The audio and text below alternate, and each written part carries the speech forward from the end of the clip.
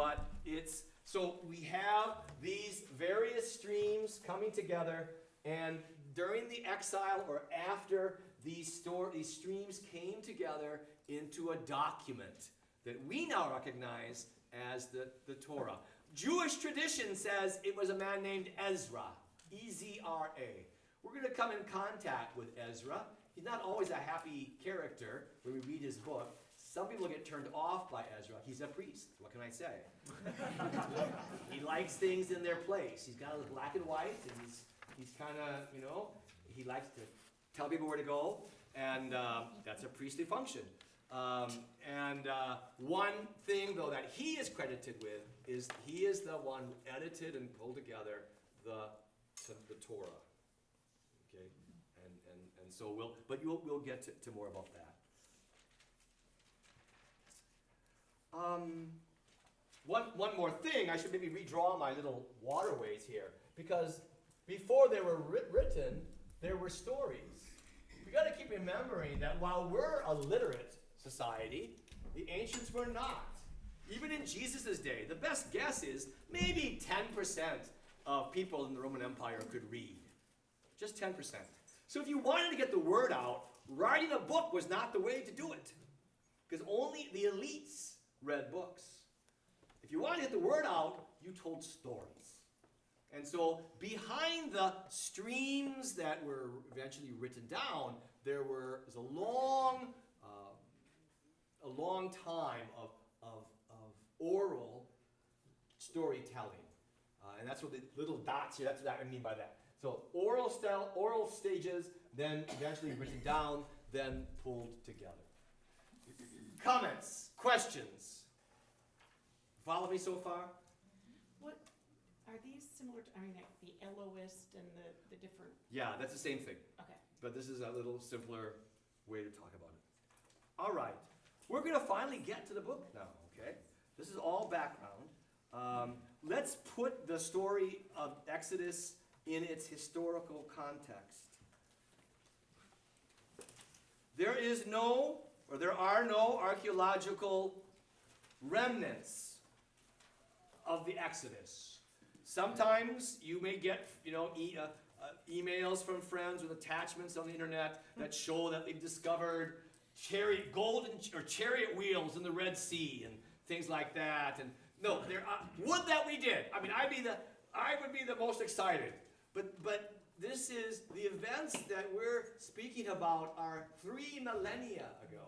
And there are no historical remnants. The things that survive from long ago are hard things. Stone, clay that's been burned, iron, bone. But things like cloth and wood, they're pretty ephemeral and don't survive. Nor do we have any account in Egyptian records. You've seen surely Egyptian on TV, if not in books, of the hieroglyphics and the wonderful storytelling that the Egyptians did. But the Egyptians had the same tendency that maybe all modern pharaohs do. We never admit a defeat. The pharaohs never lost a battle, according to their own records. Now, they lost all kinds of battles, but they would never acknowledge they lost a battle. So if something like the Exodus happened in note, it wouldn't be on a temple wall anywhere. They would always, the pharaohs and the keepers of the story would have always suppressed such details like that. So we don't have archaeological data. We don't have epigraphic, writings from other cultures. The lazy man solution to dating the Exodus is found in the Bible, where in 1 Kings it says that Solomon dedicated the temple 480 years after the Exodus. That's 1 Kings 6:1, if you care. So if you we can kind of estimate the temple was built about 960, dedicated 960. If you add 480, that puts you back to 1440 BC. That's trusting that one verse was trying to be historical, and that we should build on it. What scholars will tell us today is that if you look at the big picture picture of Egyptian history, we're perhaps able to point out a time that looks to be the right time. You've heard of dynasties.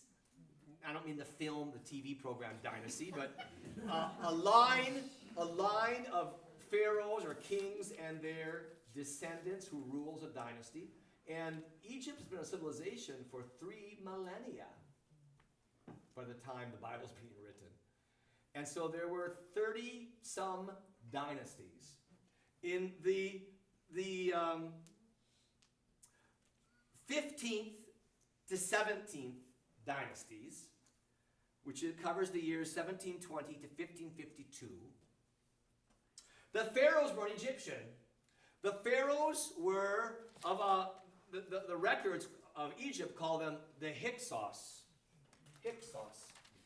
They're foreign kings. I hate to tell you this, Cleopatra, famous Cleopatra, she wasn't Egyptian either.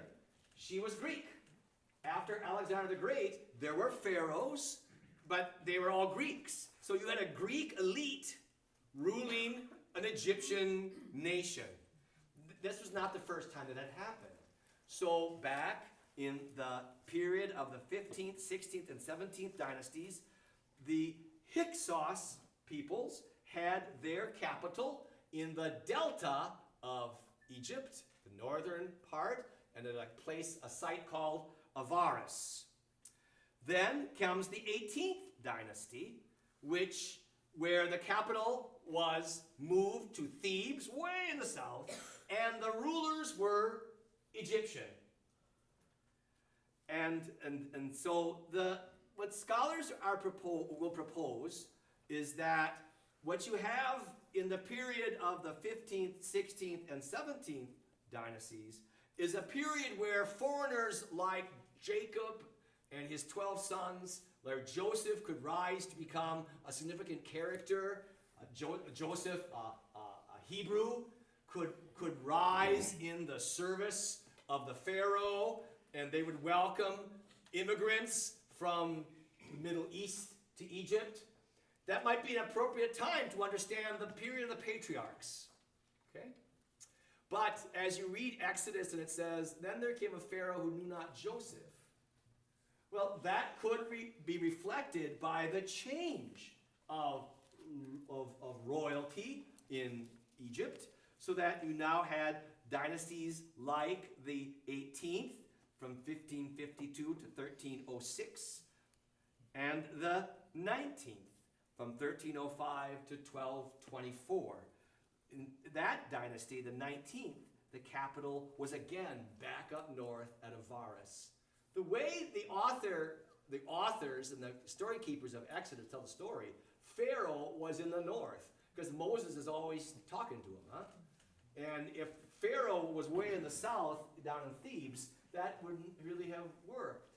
So if you're looking for a way of nailing the story of the Exodus against the template of what archaeologists can tell us about Egyptian history, pay attention to the period of the Hyksos, which would have been welcoming to Hebrew peoples to settle in. Then the change, the next dynasty, which would be pure Egyptian in the south. And then the next dynasty, still pure Egyptian, but whose capital was in the north again. And that seems to be the setting where the story against which the story of the Exodus is told. Exodus is really 4 stories in one. It is, today we're going to deal with the first story. It's the story of liberation, chapters 1 through 18. A transformation of a people through the intervention of a God who is new to them, apparently. Then the second section, the second portion, by the way, that's chapters 1 through 18. That's the liberation story. Then comes the second story, which is the story of law, chapters 19 to 23, where God announces his will for this people. And there is a theophany where God shows himself. where God hands over his expectations, his will, and a great law code is offered. The third story is the covenant making, which you could attach to the law, I suppose. The covenant is the agreement between the people and this God. That's told in chapters 24 and 32 through 34. That's the third theme. The fourth theme is presence. Not with a TS, but CE. Chapters 25 through 31, 35 through 40.